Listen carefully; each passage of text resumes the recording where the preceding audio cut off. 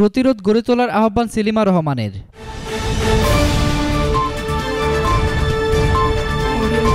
দলমত নির্বিশেষে অন্যায়ের বিরুদ্ধে প্রতিরোধ গড়ে তোলার আহ্বান জানিয়েছেন বিএনপির ভাইস চেয়ারম্যান সেলিমা রহমান।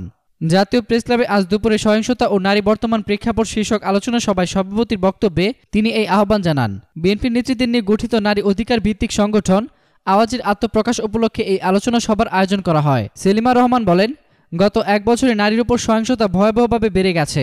আমরা দেখি যেসব নারী সংগঠনগুলো আছে এবং বর্তমান যে নাগরিক সমাজ, কারো কাছ থেকে কোনো আওয়াজ নেই, কোনো কথা নেই, কোনো প্রতিবাদ নেই, কোনো শব্দ নেই।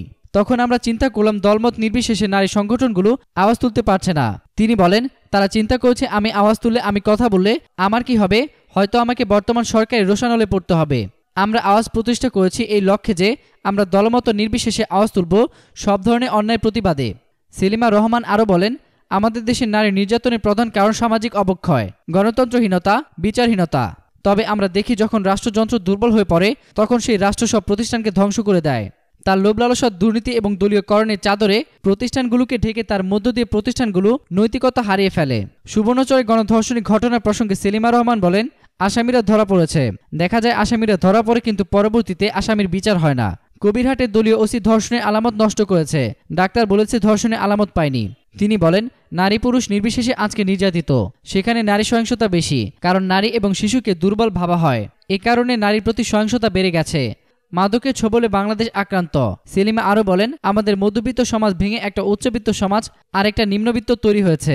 উচ্চবিত্ত সমাজ তার ক্ষমতার দম্ভে কিছু পরোয়া করে না, আর নিম্নবিত্তরা দারিদ্র্যের সঙ্গে লড়াই করতে করতে ক্রমশ মাদকের ছোবলে অন্ধকারে চলে যাচ্ছে। রাজনৈতিক প্রতিহিংসা ভয়াবহ রূপ ধারণ করছে।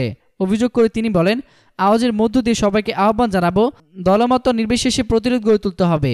সভায় প্রধান অতিথি ছিলেন বিএনপি মহাসচিব মির্জা ফখরুল ইসলাম আলমগীর, অন্যদের মধ্যে ডক্টর অধ্যাপক দিলারা চৌধুরী, বিএনপি চেয়ারপারসনের উপদেষ্টা ডক্টর শহীদা রফিক, অধ্যাপক ডক্টর তাজমির ইসলাম, মহিলা দলের সাধারণ সম্পাদক আফরোজা আব্বাস, বিএনপি সাংগঠনিক সম্পাদক বিলকিস জাহান শিরিন, কেন্দ্রীয় নেতা আবু নাসের মোহাম্মদ রহমতুল্লাহ প্রমুখ। এতক্ষণ ফ্রিকি নিউজের সঙ্গে থাকার জন্য আপনাদের সবাইকে ধন্যবাদ।